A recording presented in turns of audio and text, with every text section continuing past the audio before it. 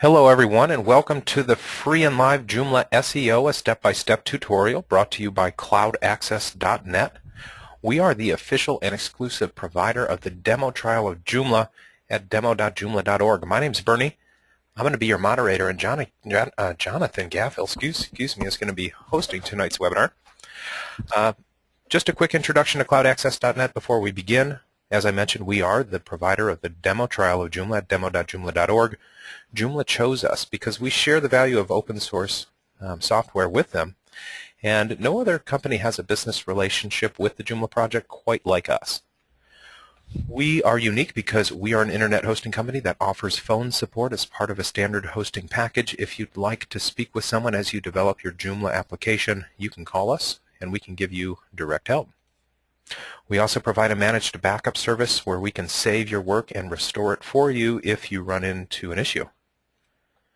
We also manage 100% of the Joomla platform for you. You can get Joomla a couple of ways. You can launch a server and configure a database and then install the software.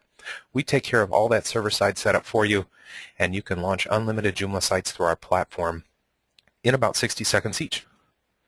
And if you need a custom domain name, that's not a problem. You can purchase one through us as you develop your site, or if you already own one, you can point one to your site hosted with us. And lastly, I'd like to introduce Jonathan Gaffel. He's the project manager at cloudaccess.net. He is very knowledgeable with the Joomla content management system. He's presented at the Joomla Days events in Chicago, and he'll be a presenter at the upcoming Joomla World Conference in San Diego, I believe it is, in November. San Jose. San Jose. Very good. So I'm going to pass the screen over to you, John, and let you get started. Let me know if you need any help. All right. Thank you very much, Bernie. And hello, everybody.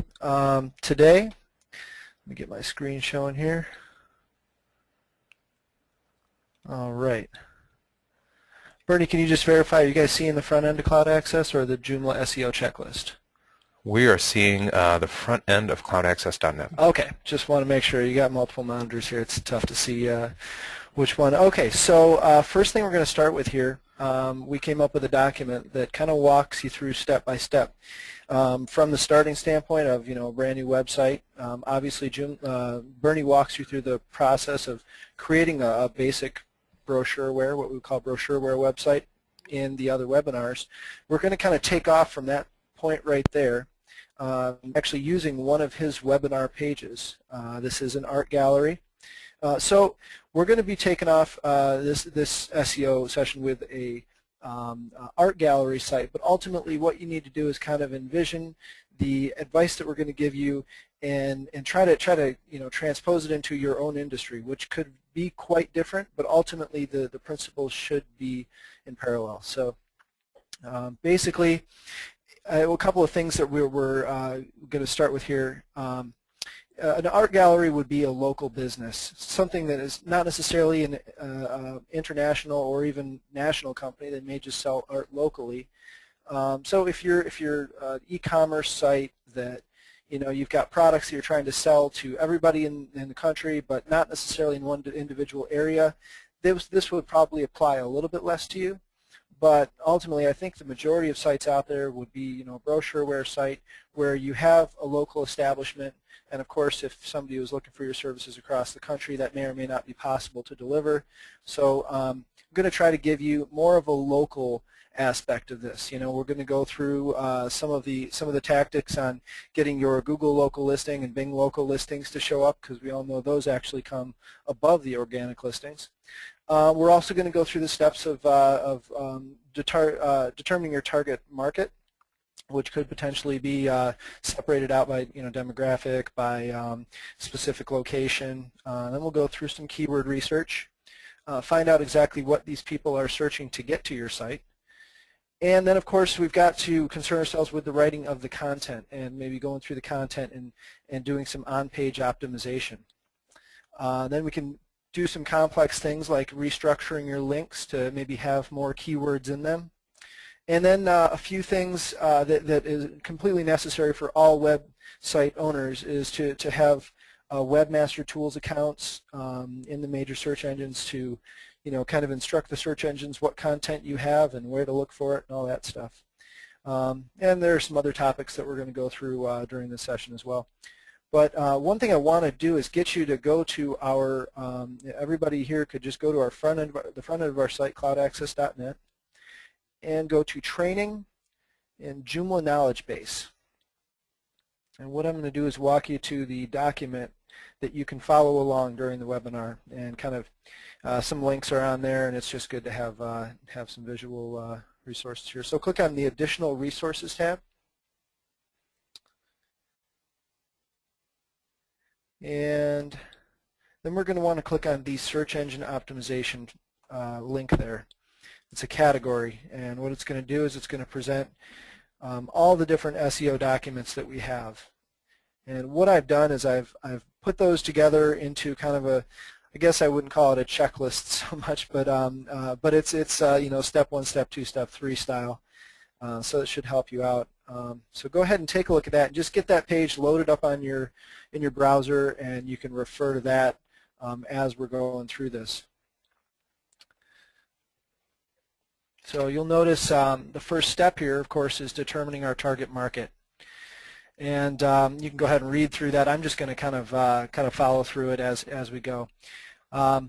So of course, we're doing this from the standpoint of an art gallery. If you're a local bread maker, or maybe you sell rain gutter, or maybe your industry is a little bit different, and you could travel across the state. Maybe you sell pots and pans. Who knows? Ultimately, the general concept is the same.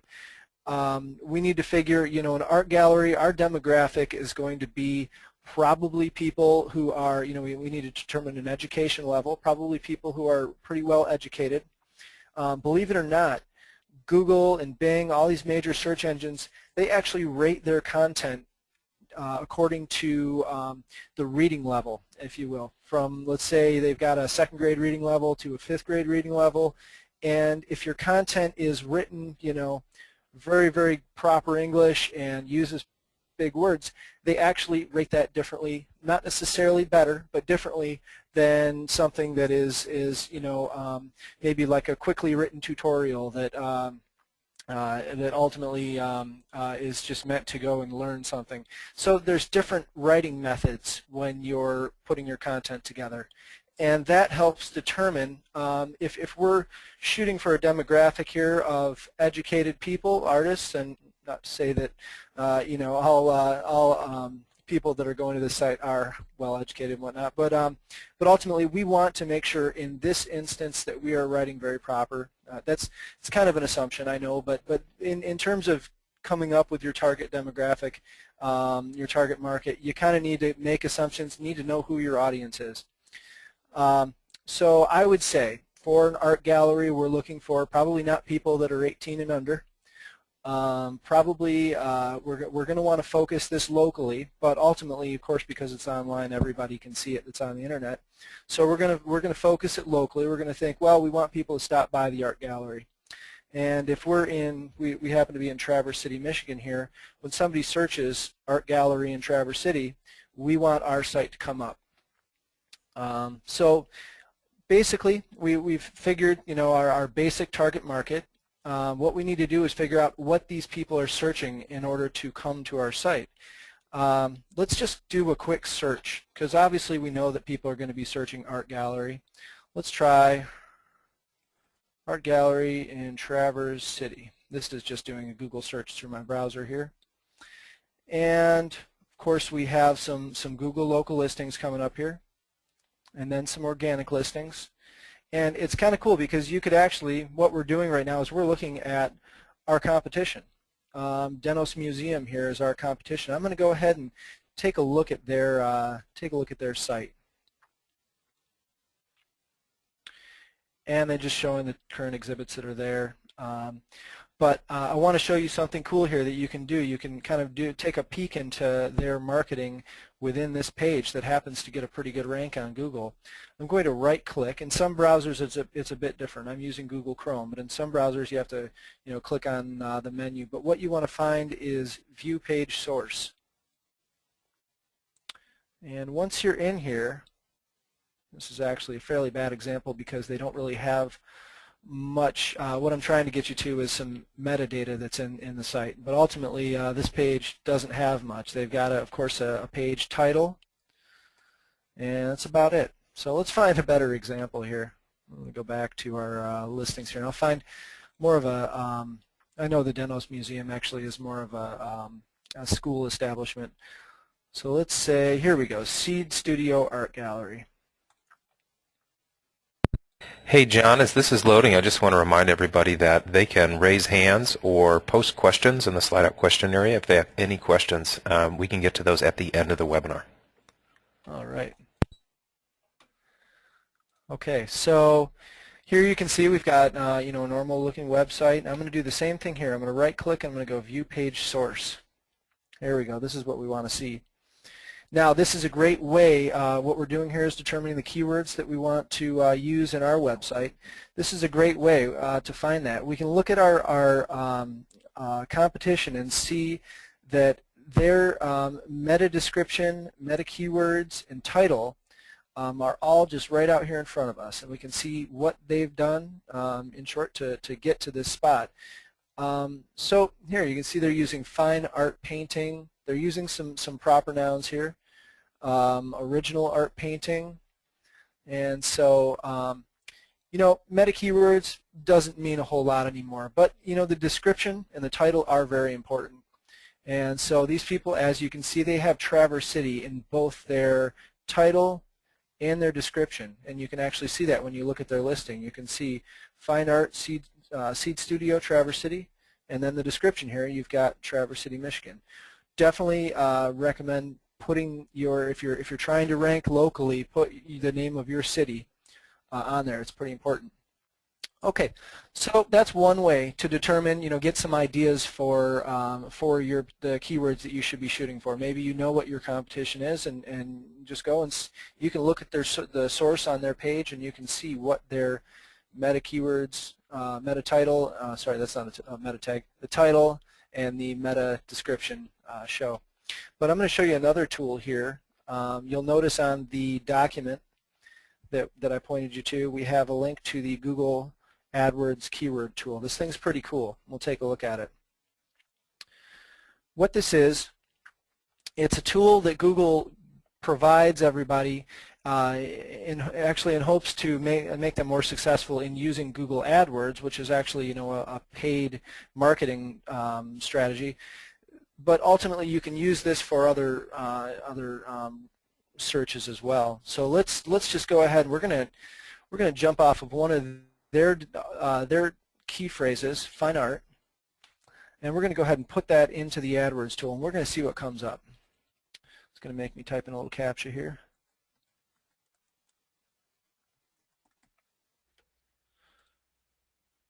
Okay. Now what's coming up here is a whole bunch of not only the fine art keyword that we put in, but it's also providing me a bunch of alternate keyword ideas. And it's telling me even whether there's low or high competition for that. Of course, it's not giving you, it used to have a little graph here, but they don't do that anymore. And it tells me how many times this is searched on a global or local basis. Of course, what I'm doing here, this would be a local search. I'm trying to find art gallery in Traverse City. But of course, I might just be searching for art gallery, which would be a much more difficult keyword to rank for. So it's important to know that for a lot of these, if you're trying to rank locally for art gallery or fine art, it's totally possible, and it's totally possible to rank globally as well. But ultimately, you just need to start making a list, and I would say even just starting out with a list of 10, but that's just personal preference. Start out with a list of 10 keywords, not necessarily including fine art. You could try other, look at, you could even, I wouldn't maybe not go with your competition, just kind of do some brainstorming yourself and figure, what would I search to try to get to my industry or my site. And so your entertainment's probably not the best one. Let's see what else we got here. It's interesting that they would do entertainment in there. Let's see. Okay, original art painting. Let's try that one. Okay. And this is going to give me some completely different results, but ultimately all great ideas. And you're going to want to go through and probably, choose the ones that are low competition if possible. But you gotta look at this and see, well, the low competition ones are the ones that really don't get as many searches. It's interesting to see this art paintings it's saying a low competition with 1.2 million searches. Sometimes you can't go by that.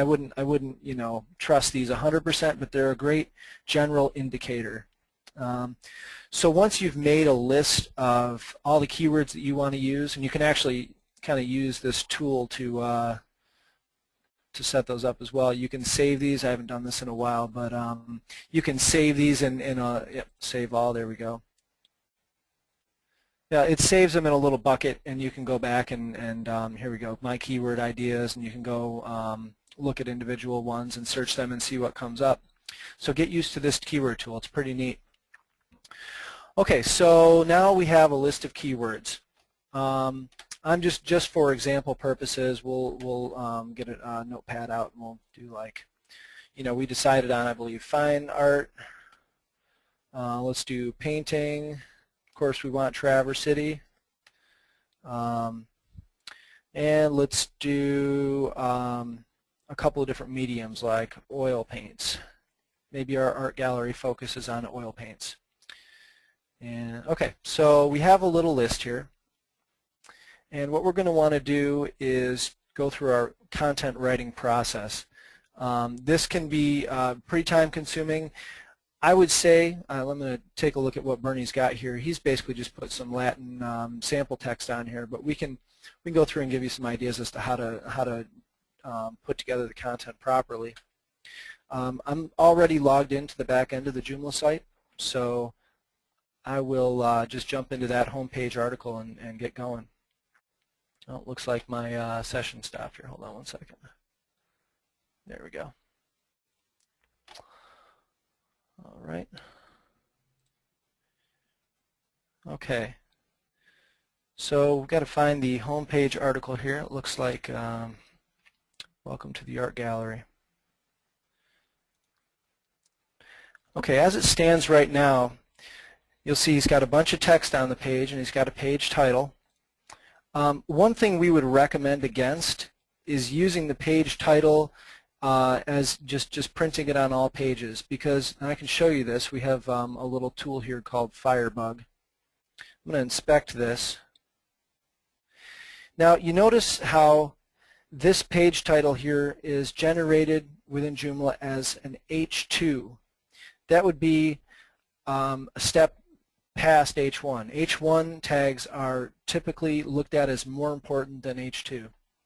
So, so what I would recommend doing is making it so these don't show up, and we're going to create our own title. And we also want to include our fine art keyword, because this is the one that we're going to go for. Let's say this one gets more searches than the other one. We also probably want to include the Traverse City. So we're going to make the page title Fine Art in Traverse City. All right, so I'm going to go down to article options here, and I'm going to disable or hide the page title on this particular article. Now you can do this on a global scale as well. I'll quickly show you that, just so I'm just going to open up another. This is the back end of the site. You can have open in 2 tabs, by the way. And I'm going to go to Content and Article Manager. And on both the article, the category, and the featured articles, on all these different managers, you have this little options button up here. I'm going to go ahead and click on it. And here I have the ability to globally, what that means within the whole site, turn the title off. Go ahead and save and close. And you see how that title disappeared. We're just going to go into the article and we're going to put that title back, but the way we want it. Oops. And I'm just going to go in and add it through the HTML. You can do this, and I'll show you how to do it through the front end, but I'm just going to go H1 just so you can see what I'm doing here. We're going to go Fine Art in Traverse City, Michigan. All right, and we'll look at that. Now, we'll go ahead and save that and take a look at it on the front end. All right, there's our fine art in Traverse City, Michigan. You see it looks a little bit different. That's because the template that you, the template that you choose, actually that's the point of having the H1, H2, H3. They're going to be styled differently. And to get into changing how they're styled is a bit more complex. I would probably recommend just getting the content on the pages and worrying less about how it looks and more about just the structure. So I'm going to go ahead and do a little this little Firebug tool again. It's very useful for developers if you want to look at the code and do a little inspect. Take a look at it. Now you can see that this is an H1 tag instead of an H2. Far more important. When Google looks at this page, they're going to say, whoa, this is H1, this is what this page is about, and ultimately what the content is about as well. Of course, this content has nothing to do with that, and we'll address it in a second. So, as I mentioned, you can go in and you can add this stuff through the what you see is what you get editor, fine art. Oops. And you can decide, well, I want this to be H2, H3. All that stuff can be done here too. I prefer to do it within the HTML editor. So let's do a bit more optimization on this particular article. Now we've got the H1 tag there, which tells what the main contents of the article is about. But ultimately, we're going to go ahead and just write something here. Okay, so fine art in Traverse City, Michigan. We have the art district, and we have I'm just going to come up with a couple of different, you could think of them as subcategories within the article, but what we're going to do is we're going to make these the H2 or heading 2 portions of it. So we've got the art district in Traverse City, and then we've got the, let's say, annual, spell that right, art show. And these two, I'm going to put some content underneath each one of these. They're kind of like topics. I'm going to make these H2s.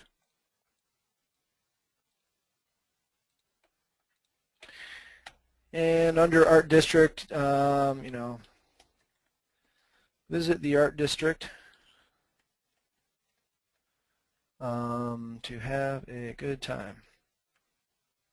Oops. Okay. So of course we'd want a whole bunch of content in here, and I'm going to actually, just to make it look better, I'm going to go and grab some sample Latin text off of the home page here. And as always, it's best practice to go through and paste your stuff into Notepad just so you know for a fact that all the formatting is removed from it. Okay. All right, and so we'll go through and add a bit of content here. So the idea is, within this content, you should be using these main keywords, but you want to make it natural. You don't want to go, and they call it keyword stuffing, where you go and you add a whole bunch of keywords, and Google can see beyond that. Be natural about it. Oh, got stuck there. Okay, there we go. All right, so we have information under the art district here. Let's do the same for the annual art show. And this is not going to look very pretty, but you'll be able to get the point.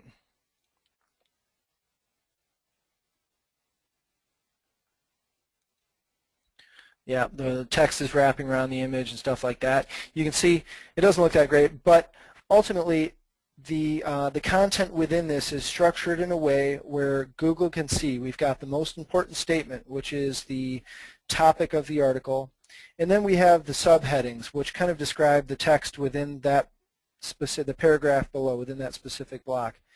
And same goes, and you can drop this down. You can use heading 3 tags. Of course, we'll go through the interlinking of we'll go through the interlinking within articles using anchor text, but that's the basic structure. And we'll go on to the next one here. Okay. Now let's take a look at the URL structure within this site. Go back here.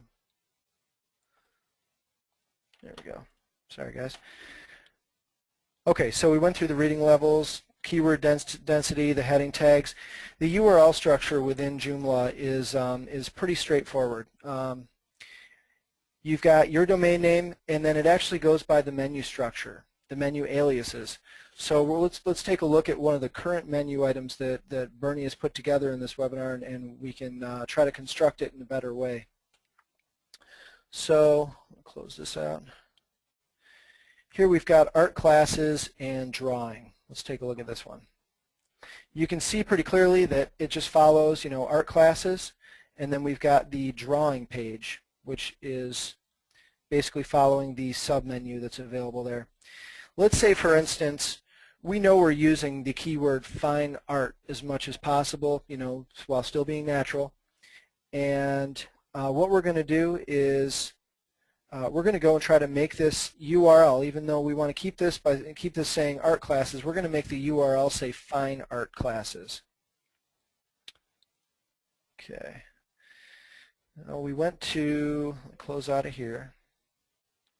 What we're going to want to do is go and edit that menu item. We're going to go to main menu. We're going to scroll down to the art classes menu item. And we don't need to change the title of that menu item. All we really need to do is change the alias. Now it's important to note that if you have already have your site indexed by Google and your pages are listed in there, when you change the alias of these menu items, you're going to change the URL. And that's actually an important thing to take into account, because then users that are clicking on your Google listings are going to get a 404 page. Actually, this would be a good time to just jump in and we can do a redirect while we're making changes. I'll do this one right now since we're halfway through it, and then the next one we're going to go and set up so we can redirect the requests for that old menu item to the new one. So here we're just going to change fine art classes, and go ahead and save and close.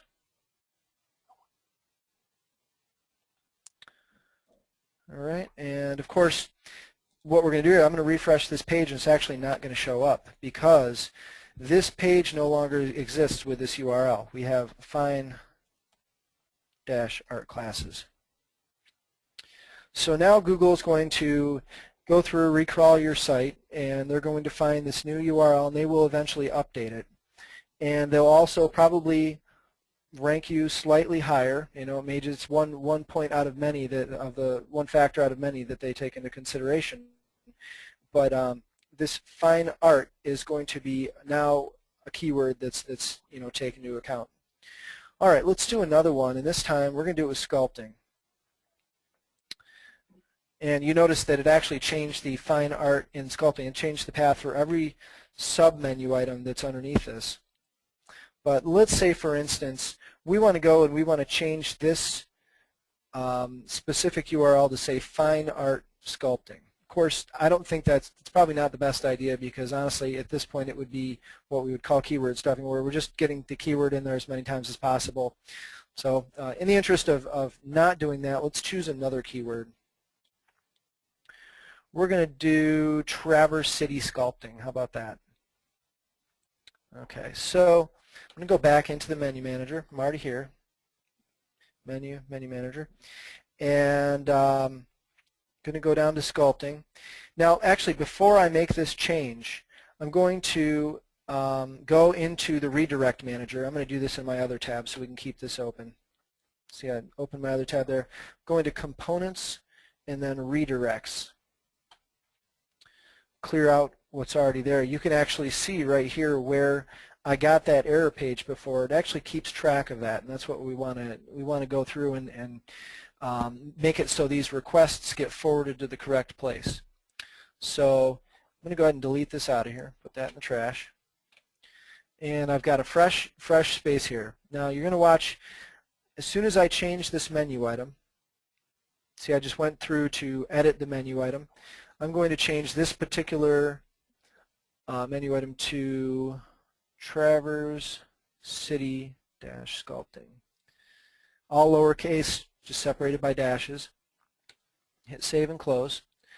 Now, if I'm in Google, and let's say for instance I'm flipping through the Google listings and I click on the link that links to this page right here, it's going to go to an error page, as we're about to find out, because the menu item has, or because the URL has changed.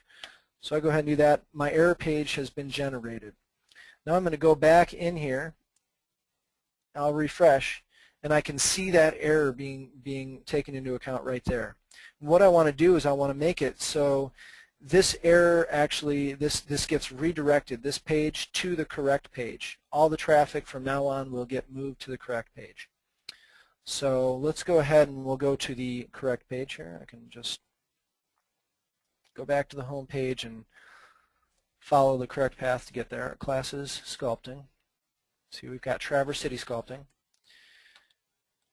And here in my redirect manager, I'm going to click on the error that was produced and enter the destination URL. That would be just the correct place.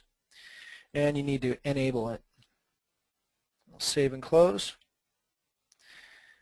And now, if somebody tries to get to that old listing, that old Google listing that has the incorrect path, see, it just got redirected. You probably didn't see that. Watch the top here. Ready? I'm going to hit enter, and it redirects it.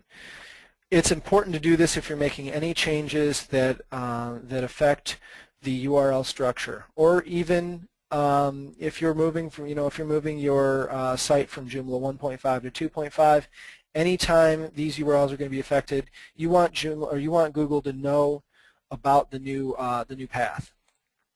Okay, so let's go to the next item here. Okay, let's take a look at the listings themselves and how they're composed. Of course, you probably know this, but here we have the page title. Here we have the page description down here. Sorry, it's kind of hard to highlight these things. Page description down here. Of course, we have the URL. Some sites, you'll notice, have what are called site links. We'll go to cloudaccess.net, and here you can see site links. I'm going to show you the basics behind these items. Okay, so here we're going to look at we're going to, of course, use this as an example. You can see at the top here, Art Gallery Home. This is the current page title for our home page, which is possibly the most important page title.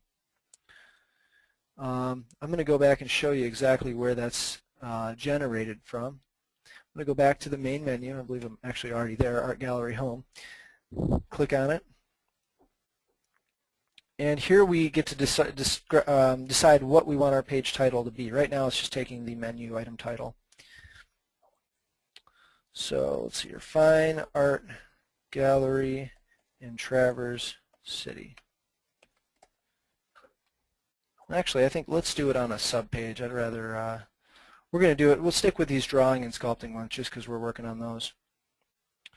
So we're going to go to, Page Display Options, Browser Page Title, and this one we're doing Fine Art Drawing in Traverse City. Okay. Hit save and close. And you can see my page title has changed to Fine Art Drawing.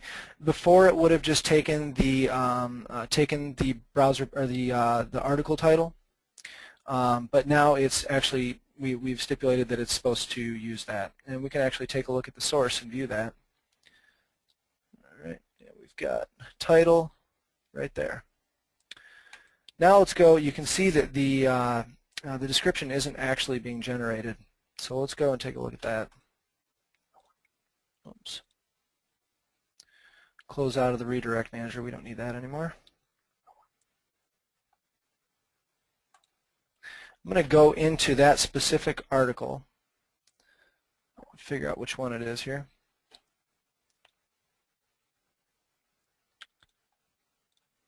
What I'm doing is I'm turning the page titles to show the title back on, because I'm not sure exactly what this article is titled here. Daily drawing classes, okay. I'm going to turn it off here. Okay, so we're going to go into the daily drawing classes article. All right. We have this metadata options down at the bottom. You know, the description is pretty darn important. The keywords aren't so much, but you could potentially fill those out just to be thorough. For the description, we're going to want to reflect the title of the article and just kind of expound on that a little bit. So let's say we offer daily drawing classes in the Traverse City area. Stop by today for a free lesson. All right. So now, when somebody searches, let's say, daily drawing, Traverse City, or no, drawing classes, Traverse City, probably nothing really important is going to come up, and I don't think it would be difficult to rank very high for this particular keyword, but it's probably not searched that often either. So, classes, Traverse City. So what we would see here, assuming our article was able to get to the top or even remotely close to the top, you would see our page description, and then, our meta description right down here, and you'd see our page title right on the top. So it's kind of hard to highlight those, but you get the point. And of course, if we look at the source, I can refresh this, and now we see our meta description right here as well. Again, you can do the keywords. It's really, I don't believe it's taken into account that much, but it might be worth doing. Okay, so now we have this site, and we have determined what the most, optimal URLs are. We have gone through and we've put in our H1, H2 tags. Let's do a little bit of interlinking just to give you an idea. From the home page here, I want this text right here to say we offer daily drawing classes. That's actually going to really help in terms of getting traffic and getting more importance put on this drawing page right here. So what I'm going to do is I'm going to go edit that main page content. Go back to welcome to, and we need to change this to welcome to Fine Art Gallery. Okay, so here we have visit. I wrote the twice. Okay, visit the art gallery district to have a good time. Check out our daily drawing classes. And here I'm just going to link this, and I'll just click the link button. And you may not notice, but you can actually just search for your articles right here. So we're going to do drawing. Daily drawing classes, there it is. I click on that. And of course we want this to open in the current page, but you can always open in a new page if you wanted. Insert that link. What we're doing here is making it not only so people can just click on that and go, but Google, when they scan this page, they're going to see that and they're actually going to say, oh, well, this other page is really about daily drawing classes. Now that's one way of just linking to the page, but let's say, for instance, within our daily drawing classes, we have a daily drawing class schedule. I'll go ahead and save this. I'm going to go back into our daily drawing classes article. And we'll go like this.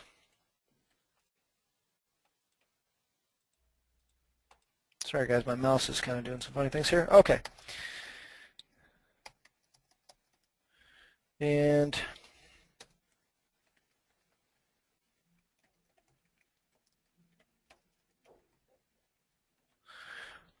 all right, what we're going to do is we're going to link to this specific spot on the page, and anchor links are actually an important part of SEO.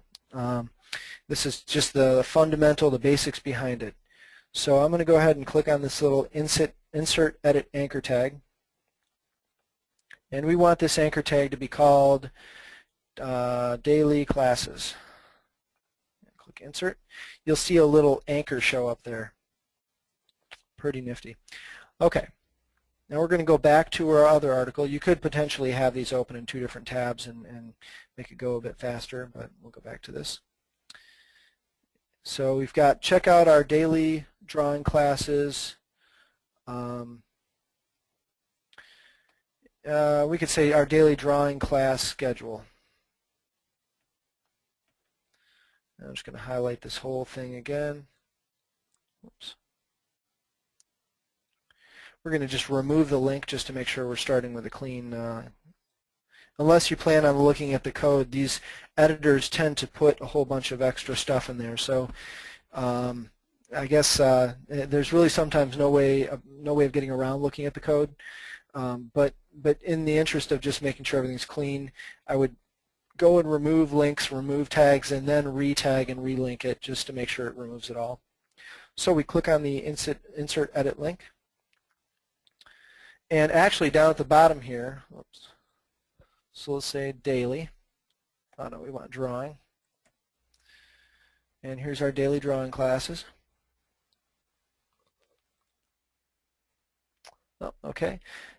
And then it should pop up and show me the anchors that I can use within this, but it doesn't seem to do that. So I'll just manually add the anchor. Going to have to remember exactly what I had written there.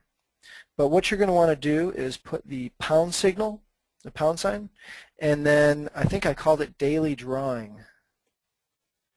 Bernie, did I call it daily drawing? Do you recall? Yeah, Bernie's out there somewhere. Yeah, I'm sorry. What'd you say? Oh, did I call the anchor tag daily drawing? I honestly don't remember. I don't want to get out of this. I can't remember. That's okay, bud. All right, so I'm just going to refresh the page here, and I can go down, and I should be able to look at the source and take a look. Scroll down here. This all looks like a pretty big mess here. Okay, daily classes is what I called it. All right.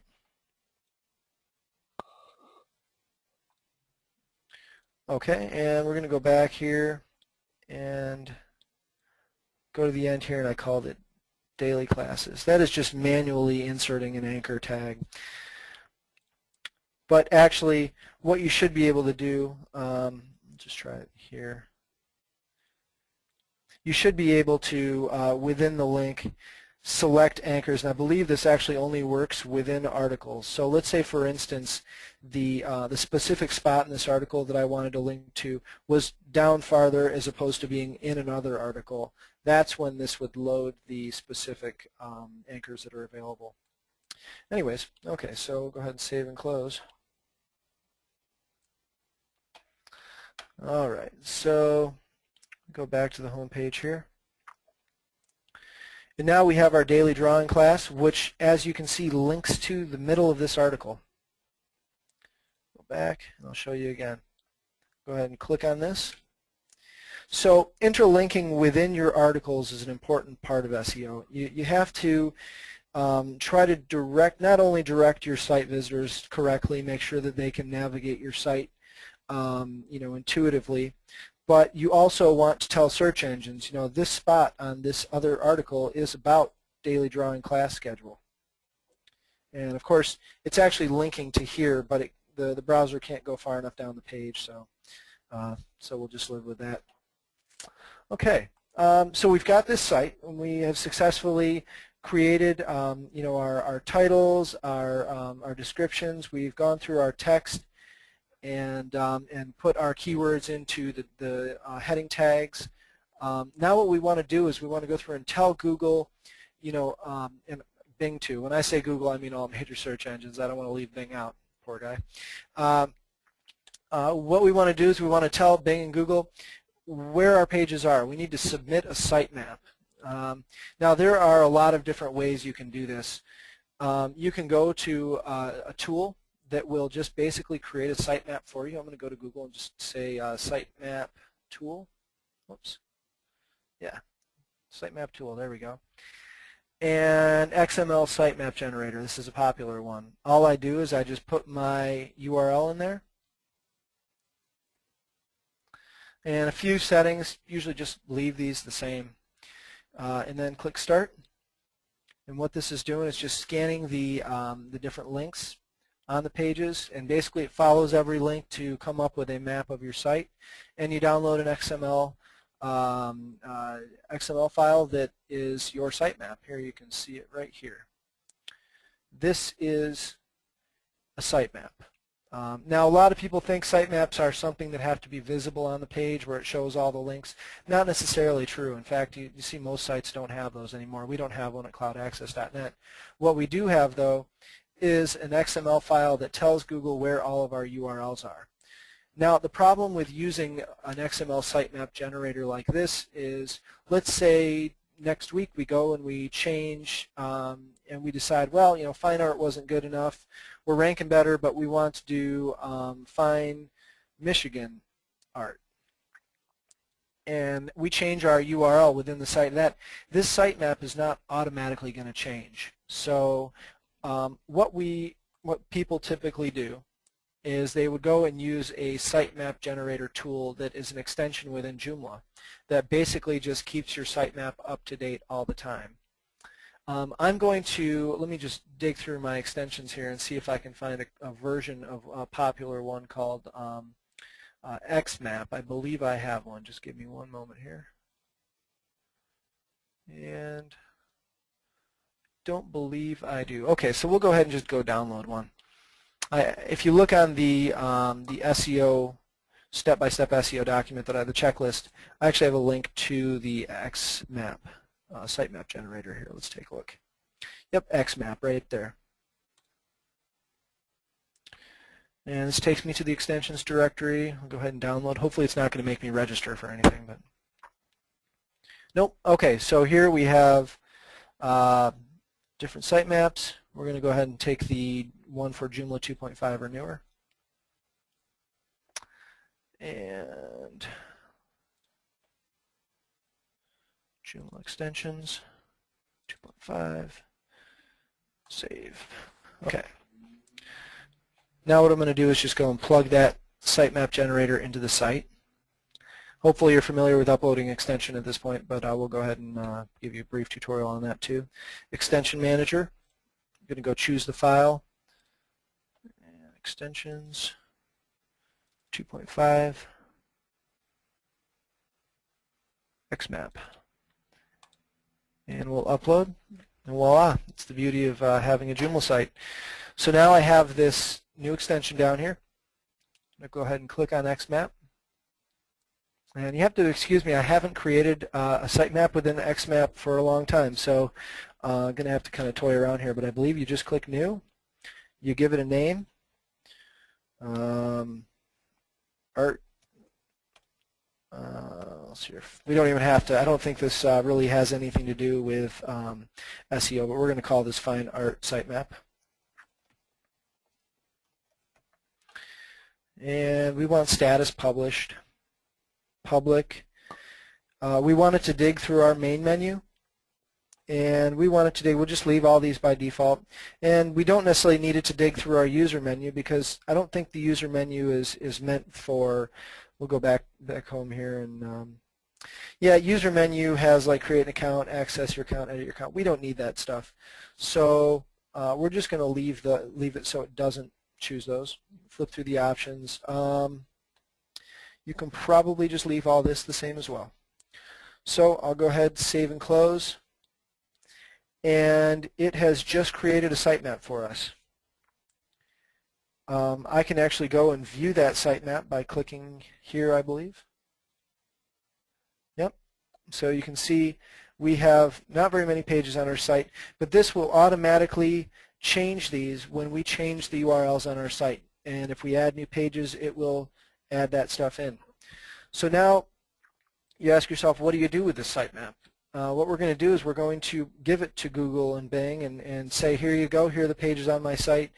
Of course, they will probably find these pages by indexing and crawling your site anyways, but ultimately this is just being thorough, and that's what they want you to do. You know, Google says jump, we all say how high.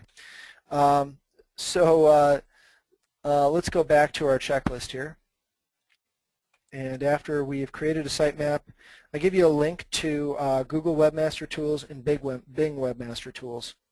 We'll just go to here. We'll go to Google Webmaster Tools. I'm going to have to do this in a new browser actually because I already have a session open with Webmaster Tools that I don't want to close down. So go through the process of creating a new account actually.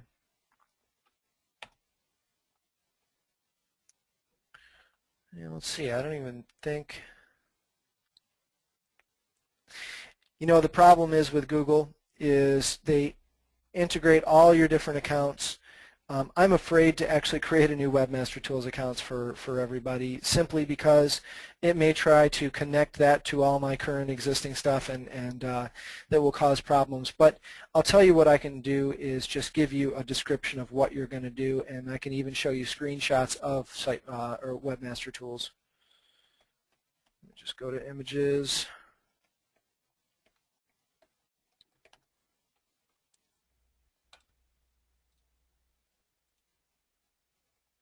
And that's not a very big image. We'll try to find a bigger one. There we go. Okay, so go to the links that I provided and sign up for a Google and Bing Webmaster Tools account. Once you log in, you're going to have to set up your site. Basically, you have to tell them, I own this site, and you have to prove it to them. The first thing they're going to ask you to do is to validate your site. There are a few different ways to do this. One that I would recommend that's really easy is they will provide a simple HTML file. It's a file that you'll download, and all they want you to do is just place that file up on the web server. Hopefully at this point you're able to access FTP. If not, I will, if you want to check back on our SEO document down here, I'm going to provide information on how to validate your account. It's an important step, and it's not overly complex, but it's one of the more complex things to do. But essentially, you take the file that they provide you, it's just a simple HTML file, and you upload it to the root folder of your site. That would be where your Joomla site is located. In our case, it's the HTTP docs folder. And from there, you click on a validate button, and they will see that file there, and they say, yes, this guy does own this site, guy or girl does own this site, and they will allow you to administrate it. Once you log in, you're going to see a number of different links on the side here. Site configuration is the one where you upload your sitemap. All you're going to do is click on the site configuration, and there's a button that says Submit Sitemap. Once you get to that spot, they're going to ask you for the URL of your sitemap. That's where this comes into play.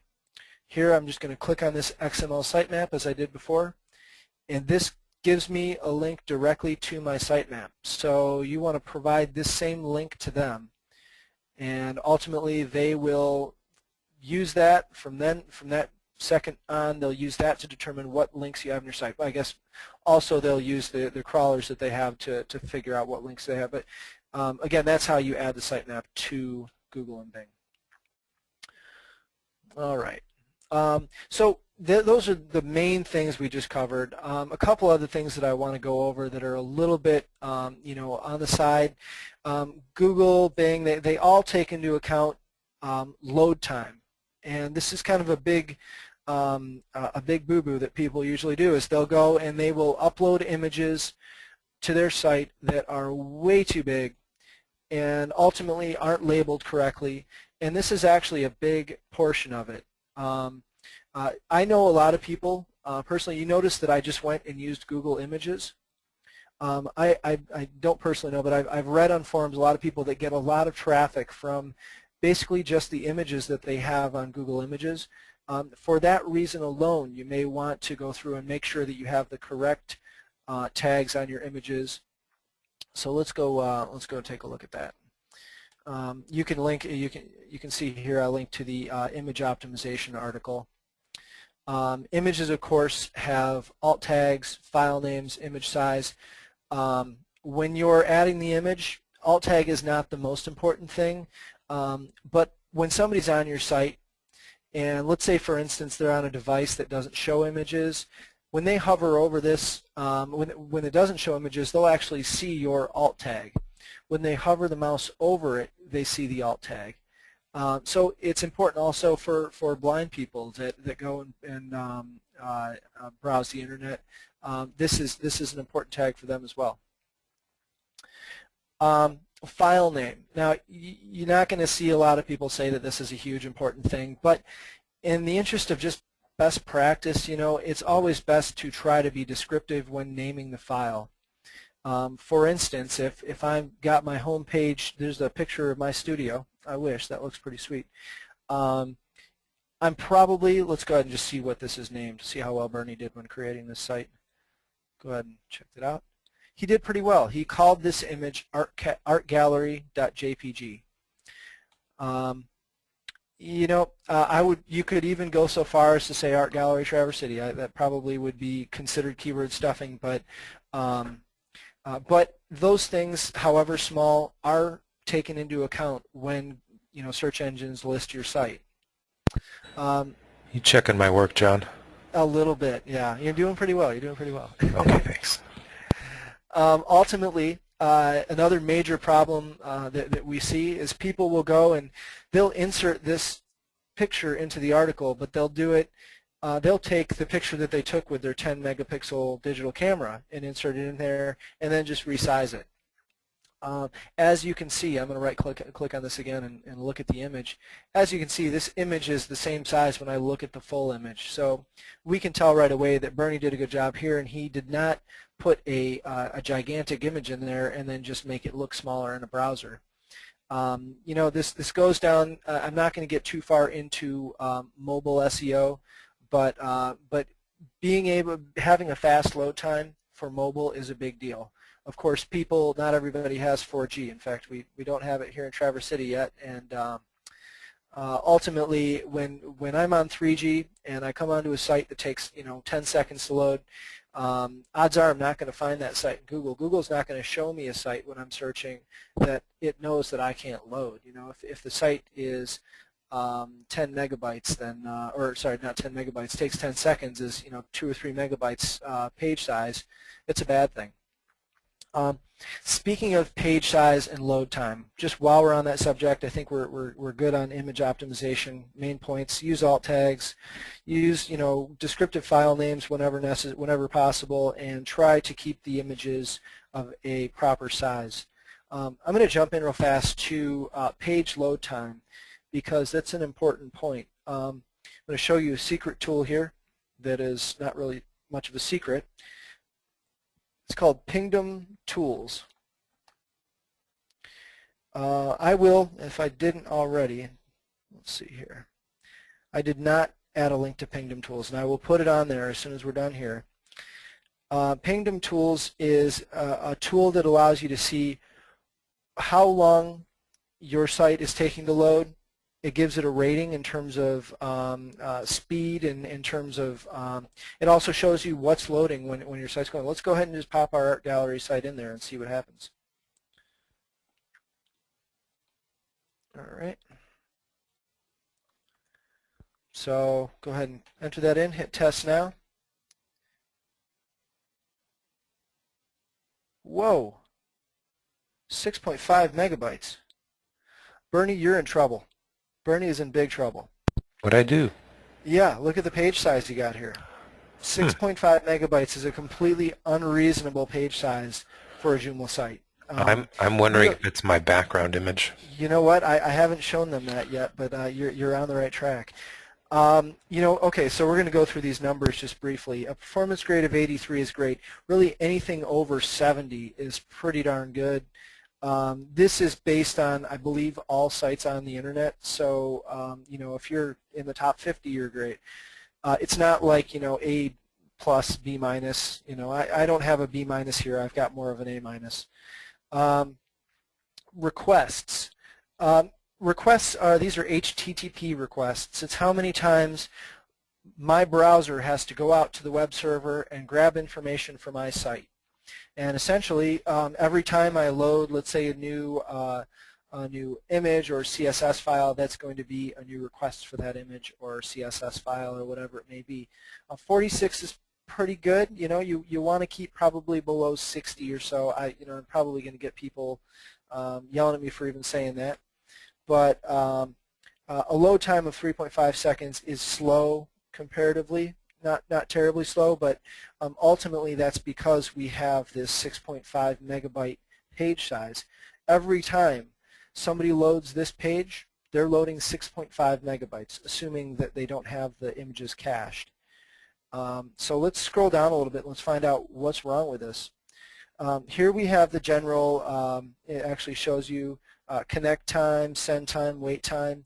The servers at cloudaccess.net are configured to run Joomla very efficiently. And you take an efficient site and it's going to load immediately. We actually have people that regularly migrate from other hosting providers and tell us that their site loads considerably faster.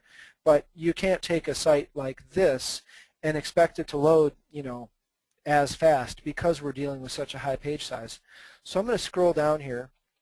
And we see, it starts by loading. It loads the main content there, and then it's going to go through and it's going to load the CSS files, load some JavaScript.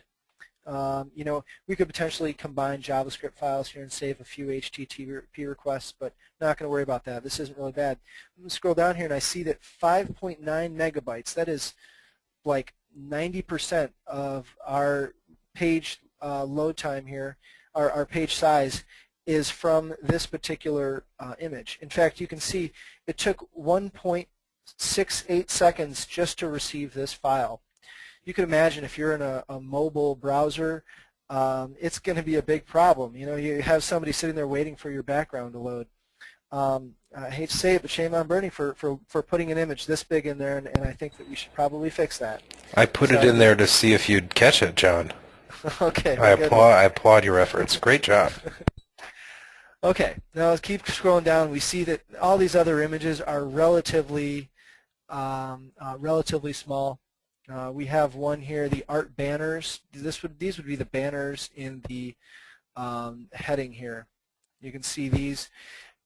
I don't know if you happen to have image editing software, there are ways to make JPEGs like this, just compress them a little bit. Ultimately, the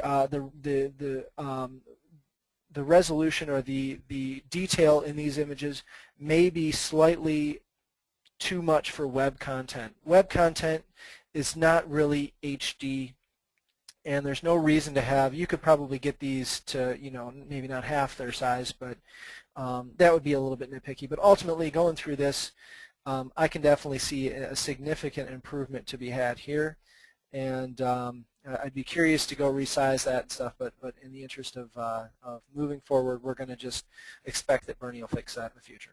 So. Hey, I will. You know what? One quick question. When should you use a PNG or a JPEG or a GIF? Or GIF. Good question, yeah. Okay, well, let's talk about transparencies. One thing that people try to do, this image right here, this art logo, is obviously it's just a box. Most logos actually, they have some sort of, let's go ahead and look at cloudaccess.net. If I look at cloudaccess.net, that's kind of a bad example too because we're on a white background. But if we were on a black background here, you wouldn't necessarily want to see a big white box around cloudaccess.net. So in this instance, a JPG would not be a good option because JPGs don't handle transparency. They can't do it. GIFs and PNGs are capable of that. Now, a GIF is meant, and I guess there are very technical reasons for this, but a GIF is not meant for something that has a lot of detail. For instance, it doesn't do very well on images like our headings here. We wouldn't want to use a GIF here. We'd want to use either a JPEG or a PNG. Ultimately, I think, and you guys could probably correct me here, but I believe that JPEGs can offer a lower file size when you're looking at these, but it also depends on the quality of the image. So GIFs are actually better used for things like, we probably don't have, this logo would not be a bad candidate for a GIF. You could probably get a smaller file size with a GIF here, maybe. It's got a little detail, but ultimately not a lot of different colors. Let's take a look at the Cloud Access site. This is a bit better example here. I'm going to go to the home page. And for instance here, these images here I would say are probably too detailed for GIFs, but Gosh, that's a good question. These images up here, these little Twitter, Facebook, YouTube, those are good candidates for GIF images. They are not a lot of colors, not a lot of details, and a GIF it has to do with how the image is mapped. You can imagine, you know, a couple hundred pixels there, and how each pixel is colored and the orientation of them. That's the difference between GIF, JPEG, and PNG. Ultimately, JPEG and PNG are the ones for better quality.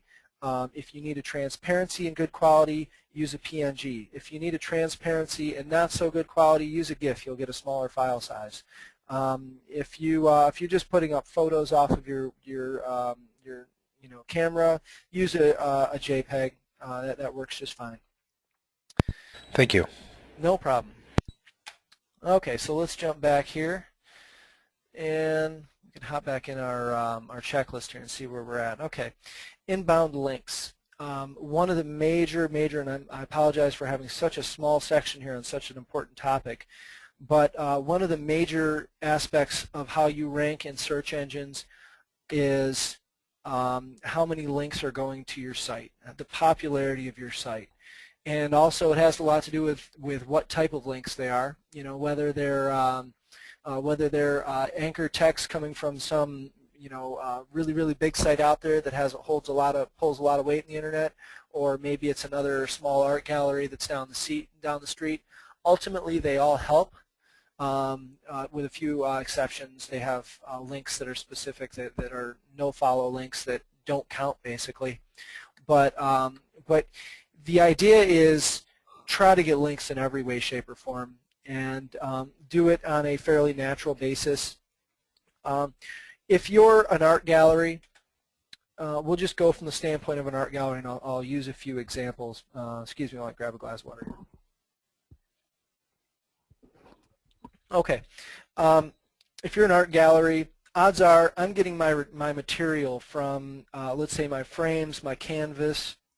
Maybe I have a bunch of different, like Jackson Pollock, if I don't believe he's still alive, but if he was an artist friend of mine, I would probably first go and talk to other people that I know that have websites. Of course, having websites in my industry helps even more. But try to connect links with them. I don't know that a link from a, let's say, telecommunications company would help in terms of getting my popularity up with this site. And so I would say go and talk to, if I was in an art gallery position, go and talk to my artist friends, try to get links from their websites. I think even more importantly than that, and you probably would require quite a bit of pressure, but I would talk to my the manufacturers of the frames, of the material that I use, and say, hey, I'm a valued customer of yours, and this may require calling them. It may require getting in touch with their web developers, but say, you know, I'd like to have a link from your site to mine. And basically, there is difference here between inbound and outbound links. You know, a link exchange would be, I've got my friend Jackson Pollock here that I show his art in my art gallery. If he has a website and we say, okay, let's link to each other's site. Ultimately, there is more worth to me if I don't link back to him. So if he just has a link to my site and I don't link back, I'm in better shape than he is there. And so basically contact your manufacturers or the people that you work with. Maybe you have people in your industry that you know of, you have connections. It's difficult. I can say from a small business standpoint, getting the links, especially links that are of importance, it can be daunting. There are link farming services out there, or services where you go and you purchase a series of links, or people go out there try to, you purchase an email campaign from some people that just do that as a full-time job. The fact is, Google and Bing, they're pretty good about recognizing the getting natural links versus people that are farming these things out, and you can get in trouble with that. So I guess I'd recommend against having people, you can have people do this for you if you have somebody in your workplace that is good on with email and on the phone. Maybe send out a few emails a day and just say, hey, keep pressuring people, say, hey, I don't see you have a link to my site yet, all that stuff. Another thing you want to do is try to make it easy for people to link to your site. Let's say, for instance, we go back to my art classes, and I've got this drawing schedule down at the bottom here, which I probably should have put an H2 tag on. Okay, let's say I want to offer a link to this. Let's say, people may want to know when is this class scheduled, and they may want to present that on their own site. Say, hey, check out this other art gallery's daily drawing class. So what I did here in the inbound links section here is I gave you just a brief example of just constructing a link. And this wouldn't be something that you would actually put into the HTML. It's something you want to code to the point where the person can see it. I'll just go ahead and copy that. I'm going to put it into the article. Probably lost my session here, of course. Yeah, hold on one sec. All right. So I got to go back to the article manager and daily drawing classes. Do a couple things here. We want to make this H2.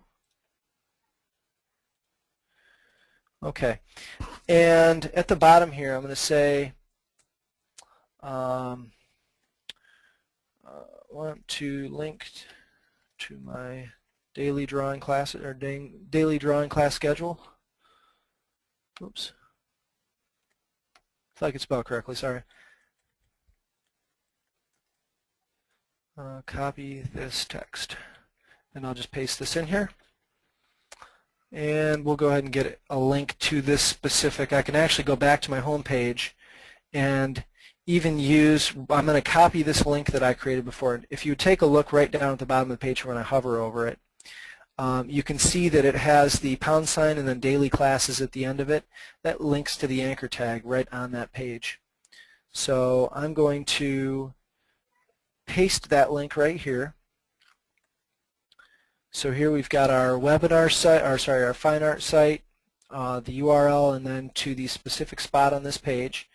And then the anchor text. We're going to say daily. We want to even use Traverse City in here. Let's see here, daily drawing classes in Traverse City. Okay. Looks good. Go ahead and save it.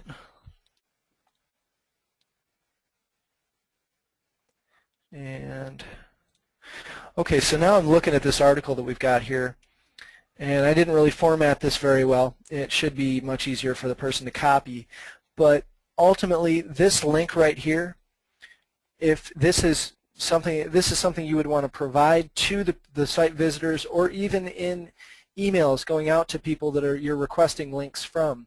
Say, hey, it's real easy. You could even just pop this into your website. The link is ready to go. I've got my anchor text right here, and the people, it makes it real easy for them to link back. And the fact is, nobody's going to link to your site if if number one, they don't know how to do it. You've got a lot of people out there that they administrate their site, and they're not going to necessarily log in and link to your site unless you make it easy for them. So I would recommend doing something like that. You could even have a module on the side. There are even tools that allow you extensions that make it easy to link to any page on the site. So that's one thing. Again, use this in emails as well. So the general construction of that is in the SEO checklist right there. Okay, so inbound links, that basically try to get as many of them as possible. That's the main thing, and I know it's not easy. One thing that actually an important tool to show you here, I'm just going to go to yahoo.com or Bing or Google. It all works the same.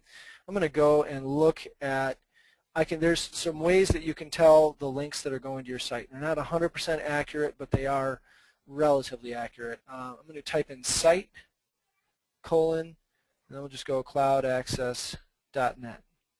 Hit enter.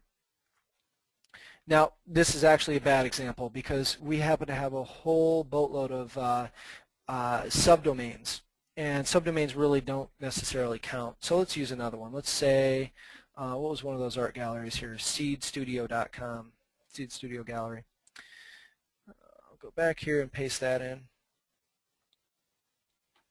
And this is a pretty cool way. You can just go and I can see, there. Gosh, I'm sorry, I completely misdirected everybody.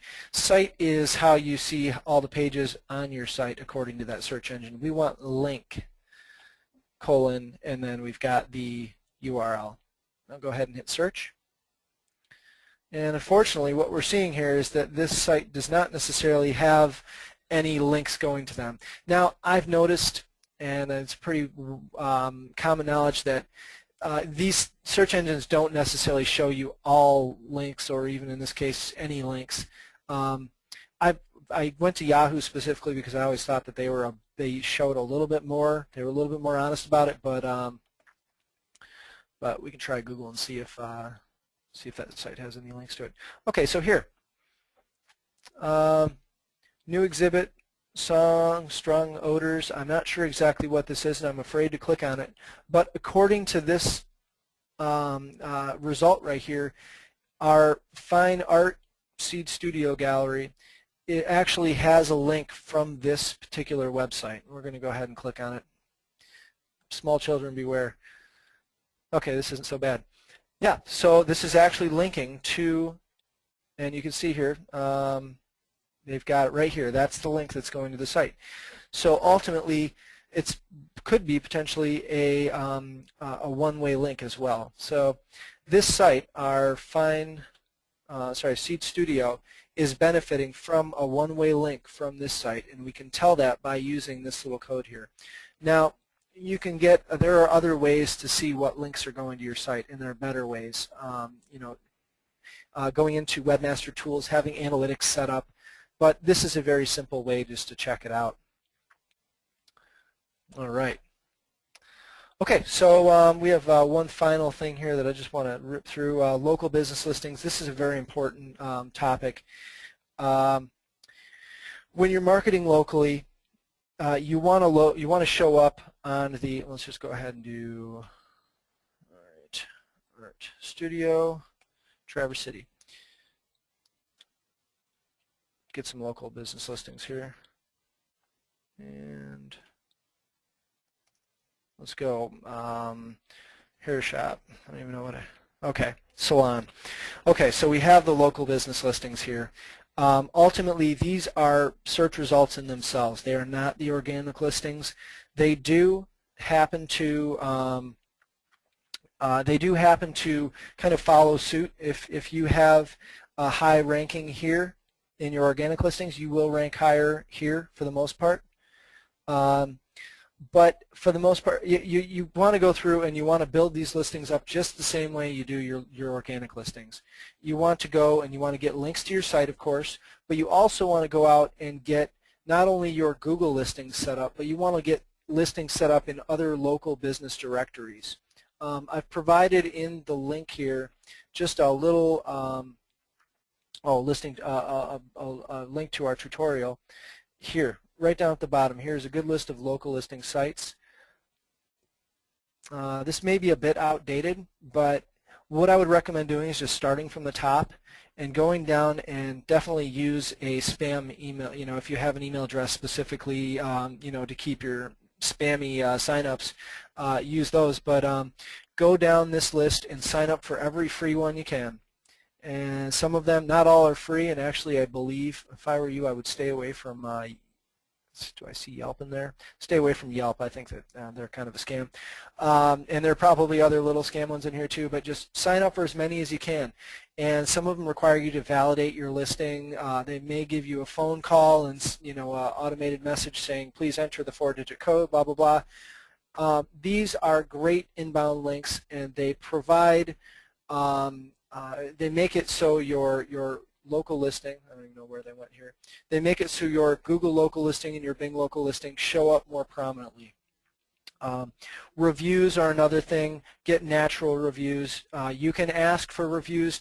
I wouldn't necessarily do it on your site, but try to, you know, request people to review or offer them discounts if they if they go and sign in and actually give you a positive review. So, in short, that was the 2-minute local listing webinar.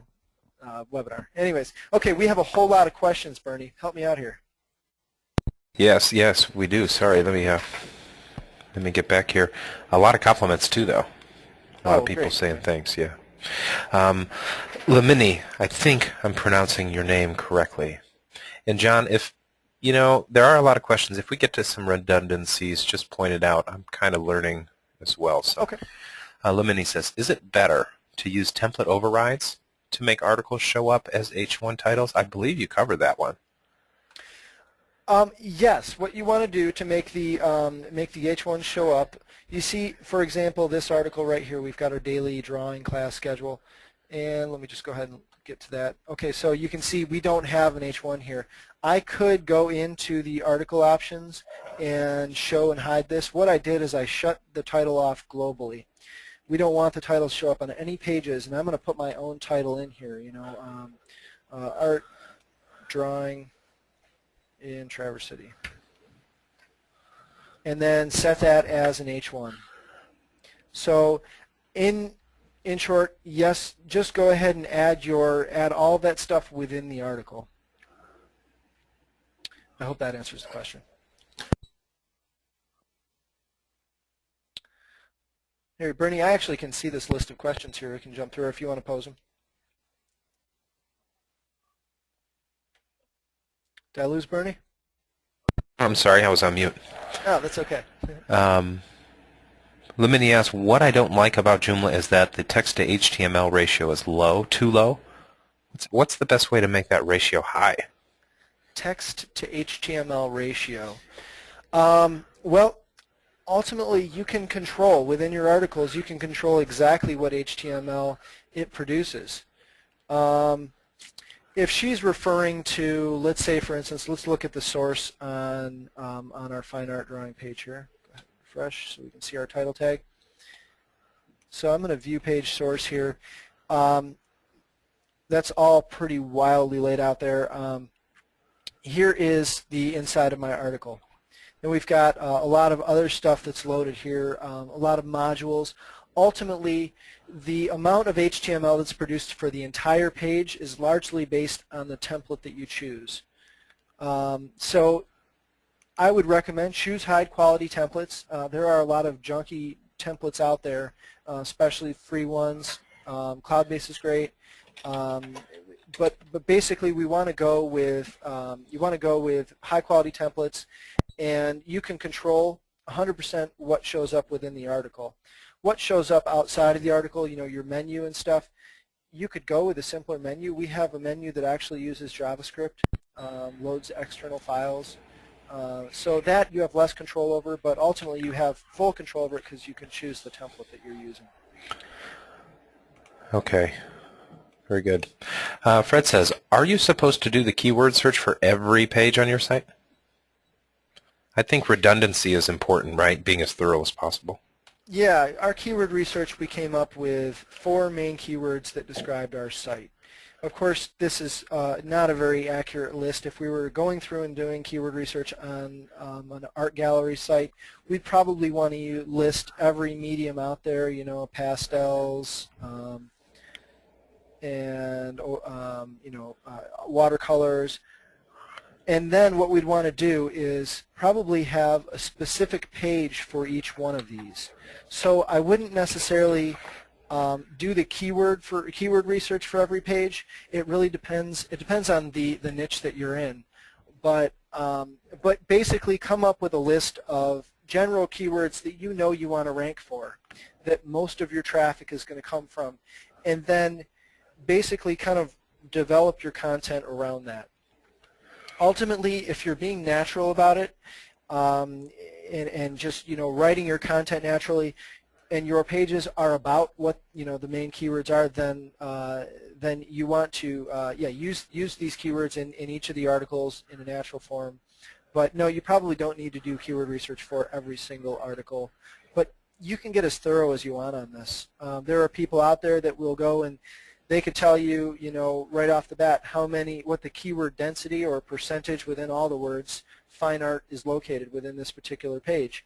And that is actually how the algorithms, the major search engines, how their algorithms determine the importance of a specific page within a search engine result is the keyword density, among other things. So I can't tell you the magic numbers of keyword density and what pages you have it on, but ultimately I can say be natural. One thing, just while we're on this, everybody should know this, and I believe it was mentioned in the last SEO webinar. Go type in Matt Cutts blog, M-A-T-T-C-U-T-T-S. Matt Cutts does YouTube. The YouTube video, YouTube channel, sorry, has tons and tons of great information, and he kind of goes into do's and don'ts, similar to what I'm doing. There are a lot of SEO experts out there that that basically just follow his rules. That's all. So yeah, hopefully I answered that right. Yeah, I think so. A lot of our attendees are asking if this is going to be available in the future, the recording. We are recording this. This will be published to youtube.com/cloud access. John, if you wouldn't mind showing them our YouTube channel. Sure thing. It will be available if everybody watching goes and likes us on Facebook right now. Yeah. And actually, you can have them like our webinars page. Oh, that's right. Yeah. Cloud access. youtube.com/cloud access. And you can see a lot of, we have our previous search engine optimization webinar here that was done by my coworker Gary Brooks and Bernie's coworker, and that's a great one to watch as well, so I would check that out. But ultimately, you should be able to get to this video by going to our site, go to Training, Joomla Webinars, and what we're going to have here, right now you see this Joomla SEO step-by-step tutorial, but you'll see a link here that just says something along the lines of specialty webinars. And then you'll see this specific webinar, and we'll put a recording of it right there. So you can go to our YouTube channel, or you can go to it in the site. Excellent. Dean says, according to Firebug, my U-theme template article titles are already H1, so is there a need to turn off the titles? No, ultimately not. In fact, if you turn off the titles and then go into your articles and add those titles back in, it's going to look identical.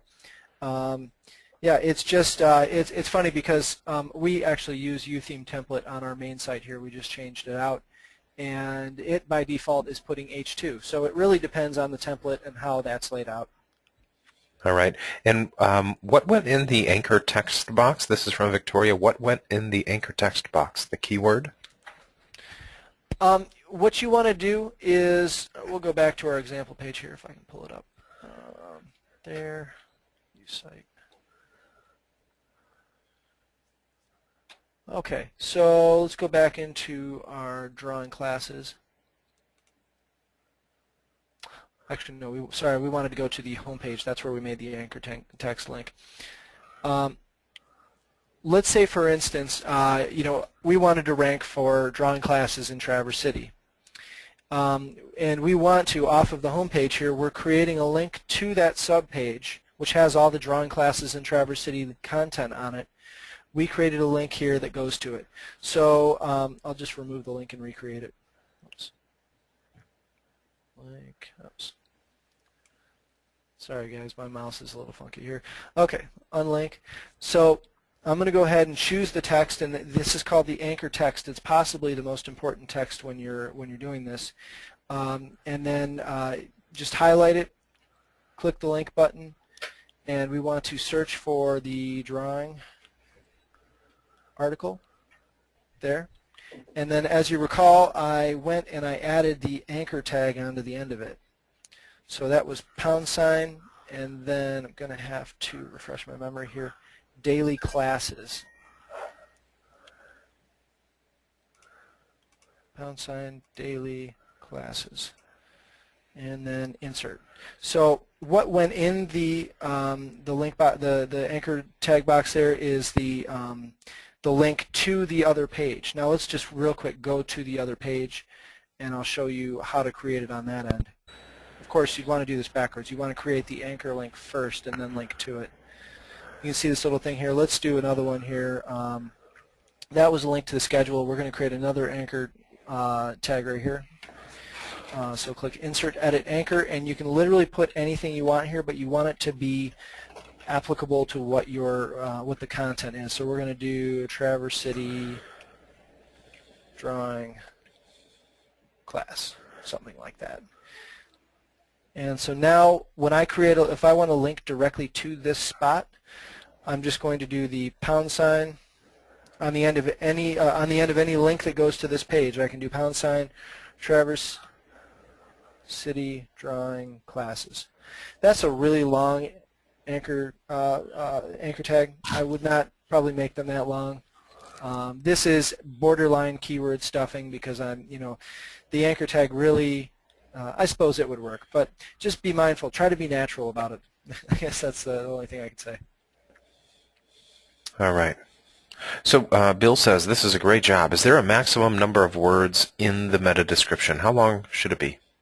Good question. Very good question. There's a lot of theories about that. I'm just going to be honest, I'm just going to do a Google search. I could tell you I believe it's 140 characters, but let me double check here. If I could spell recommended right. Meta description length. Let's just see what SEO Moz has to say.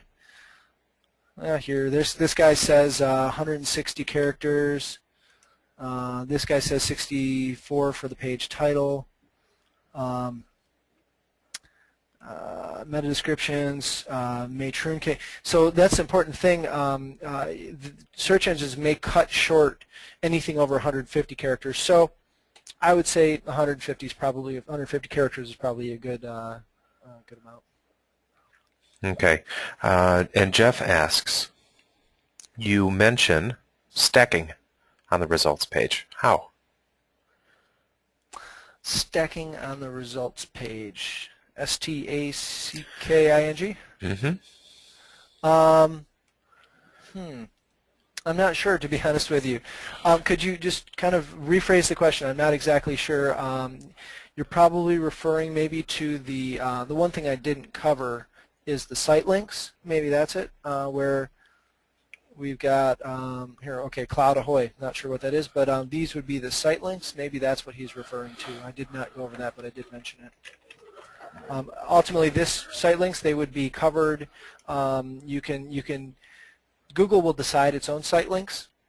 It will say, we see that these pages are popular. They seem to be, your main pages.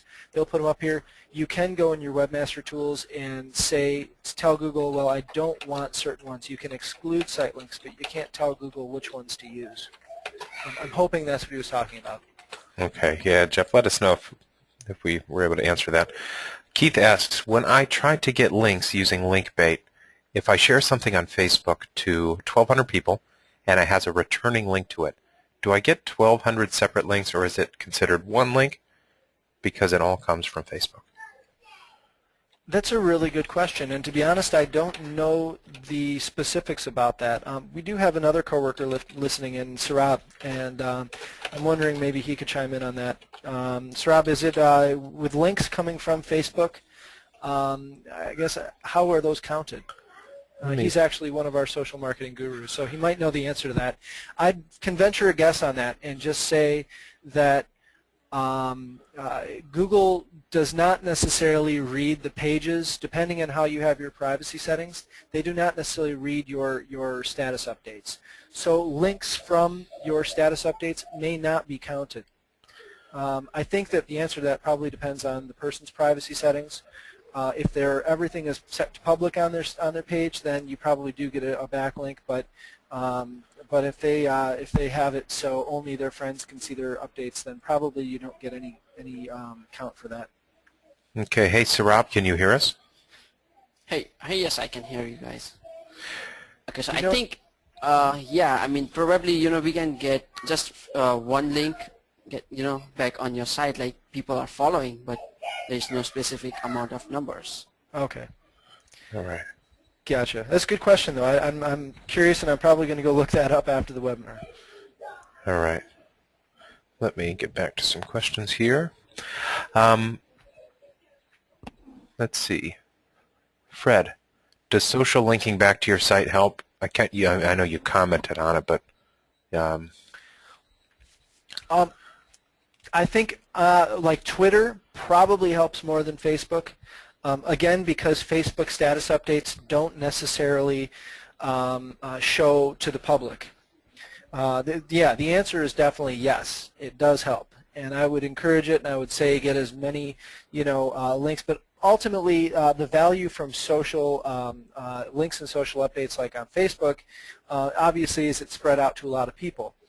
But in terms of search engine optimization, probably the ones that Google indexes are the ones that are going to be more important. Okay, John, I'm getting a lot of comments saying thank you so much. Dean says, what are the extension names that display the page links in the article?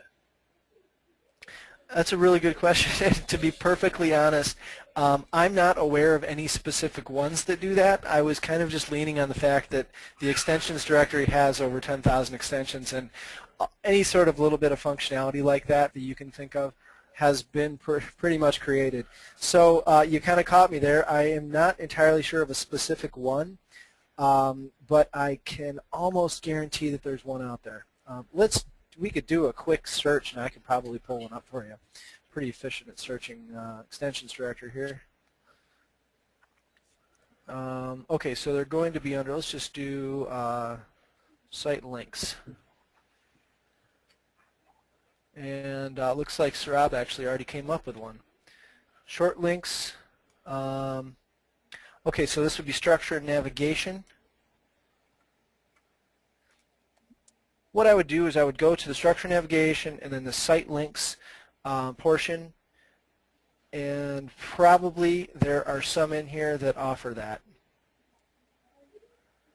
So sorry, that's probably not as much help as you wanted, but ultimately there are a lot of different features that offer that. But I wouldn't, it almost be, that's almost part of like a share. For instance, people, they can like a page on Facebook, they can share it on Twitter, but they probably have within those extensions, the social extensions, they probably also have one that has a thing where people can copy the specific spot on the page, or maybe a post's link so they can share it. Similar to when you go to like YouTube. We go to a specific page here, pause this, and here we can go to share, and it gives me the URL. I'm sure there are extensions that do that as well. So again, there are over 10,000 here. I'd venture to guess that there's one in there that does that. All right.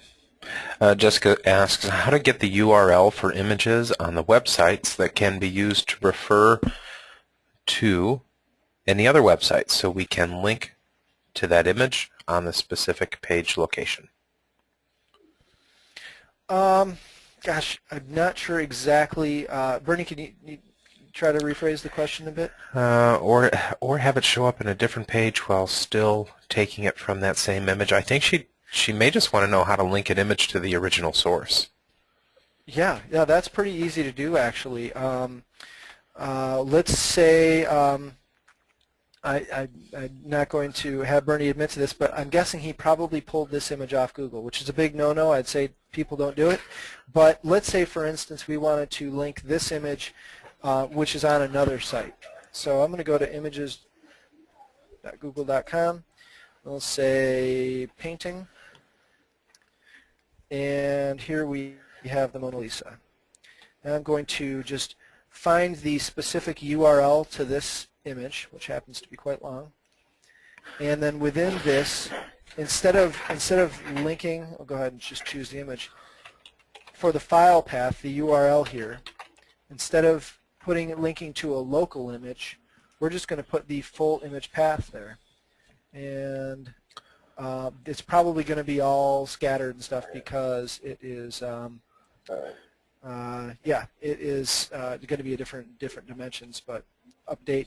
There you can see the Mona Lisa. So basically, yes, you can display images from other websites in your site. However, I'd like to step back and say, don't do that. You want to get the images locally. I probably wouldn't pull images off of Google. That's not very good practice. But technically speaking, yes, it's possible. We have the Mona Lisa. Yeah, you know, John, I get a lot of my images free from morguefile.com. It's a free image I didn't even know that one. resource, yeah. What's it called? More? It's Morguefile, M-O-R-G-U-F-I-L-E. M-O-R-G-U-F, Morguefile. Interesting. I didn't even know that's out there. Cool. Yep. Stock photos are a difficult thing to find sometimes. Yep. You can pay a lot of money on them, and this is great. Is Yep. that Arnold Schwarzenegger? Sweet. Cool. Okay. All right. Steve has a question. How long should it take to see actual results when doing some of these things? How long can you wait before you can see improvements take effect? That's a really good question as well. It depends on where your site is at. If you're just starting out, you know, I would start, if your site is brand new, I'd start and I'd go get links from local listings, try to get links from other places. Google will crawl your site more frequently, and it will give more higher rankings to more popular sites. The answer to that is probably, if you want me to just throw out random numbers, I couldn't tell you if they are exact by any means. It really depends. But I would say that if you're just starting out, if you just launch your site, I would expect that if you go and you start a webmaster account, you could probably get it indexed in Google within a week or so, or considerably less time. That means that you would actually see it when you type in, for instance, let's just go to Google. This is an easy way to tell whether your site is indexed in a search engine. You type in site, and then cloudaccess.net, or your site's URL. It will pop up and it will show you the different pages on your site. If, of course, we don't have 236,000, but it will show that. So you can get in Google relatively quickly. Now, how fast you climb to the top of search engines for your specific keywords, that depends greatly on the difficulty, the competition that you have for those keywords. So I couldn't give you exact results, but I think that generally speaking, I would not plan on getting results on major keywords. You know, search engine optimization is something that it's kind of like geology. It's like time and pressure. You know, that's all it is. You just, over time, you could keep applying pressure, keep getting those links, keep adding content to your site. One thing we didn't really mention that's really important is add content to your site. You need a lot of content. Having a 5-page brochureware website, we call brochureware just 5 static pages, that is not necessarily going to get you to the top of search engines for a highly sought after keyword. You need a lot of content. So if you keep writing content, you keep getting links, make your site generally interesting and people want to go to it, you could possibly see results over the course of, let's say, 6 months, for major keywords if you keep at it. All right. Hey, Sir Rob, can you hear us? Hey guys, yes, I can hear you guys. Hey, was that answer okay? Yes. Okay. Just want to check. Sir Rob's kind of like Big Brother. Yes, Sarab is commenting on the side saying it could take 1 week to 10 years. It's a difficult question. It is a difficult question. A lot of attendees today, and it's okay if you come and you don't want to ask questions. Alan and Andres and Brian and Bruce and Chris and Dan and Doug and Eduardo and Gary and GV and Henry and Hugh and Hugo and Jay and Jessica and Jill and Jim and Jerry and John and Julie and Keith. I won't go through the whole list, I suppose, but okay. We appreciate you guys coming. Gerardo, please let us know if you have any other questions. Gerardo asks, if every developer does this, which would be the expected place in organic results? Meaning, which is the most important? If every developer does this, which would be, I suppose the first one.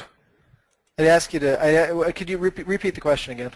If every developer does this, what is the best place to be in the organic results?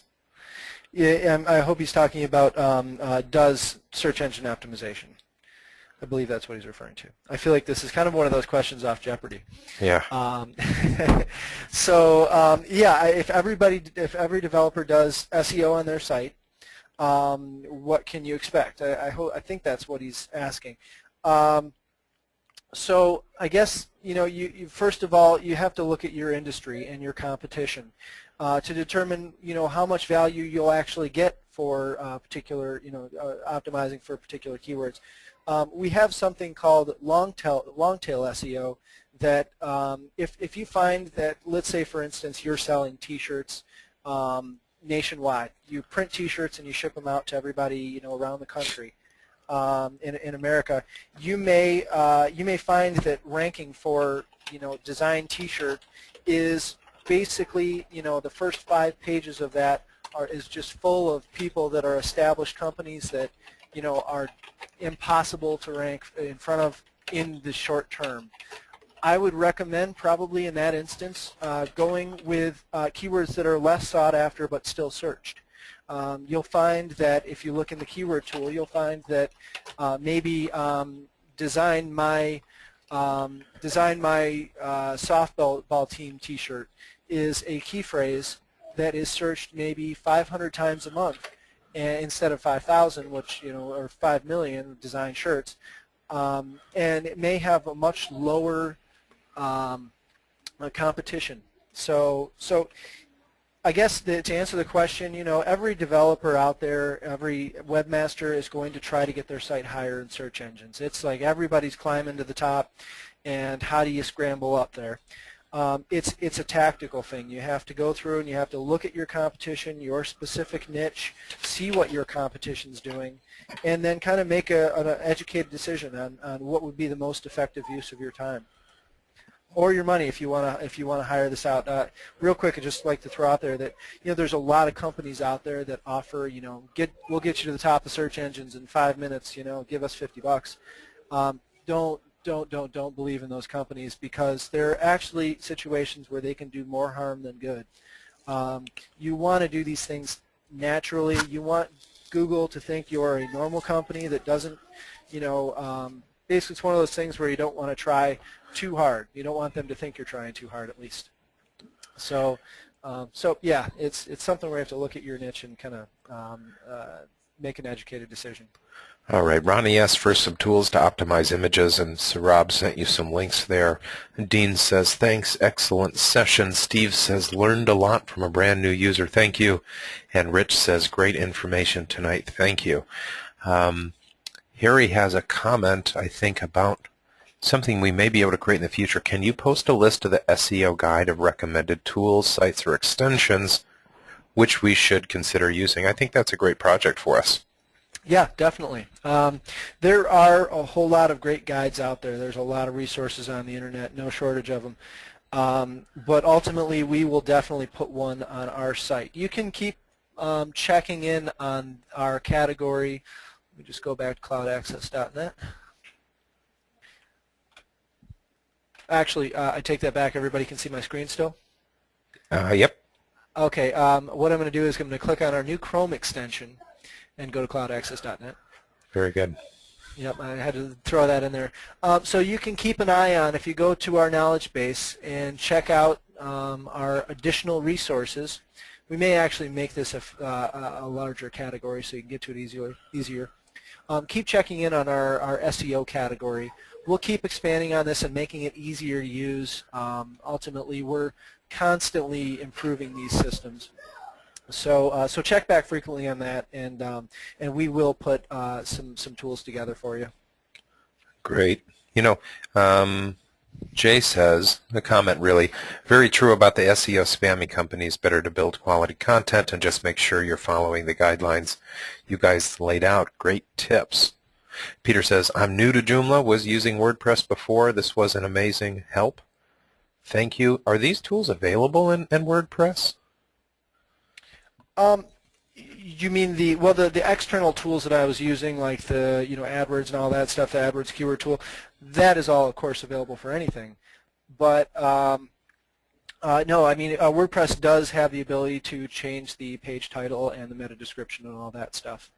So kind of in short, yes, it is. Okay. And Well, I'll jump in there and say the redirect manager. That is a very, very, very important SEO tool that is not available in WordPress. No, I don't want to make it sound like WordPress is even on the same playing field as Joomla. okay. But ultimately, you can do these similar things with WordPress. All right.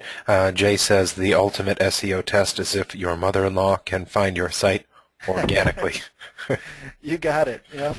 Funny stuff. Eduardo says, great job. Thanks for all the information. It cleared a lot of question I had for a while and gave me the confidence I needed as I realize I'm doing things the right way.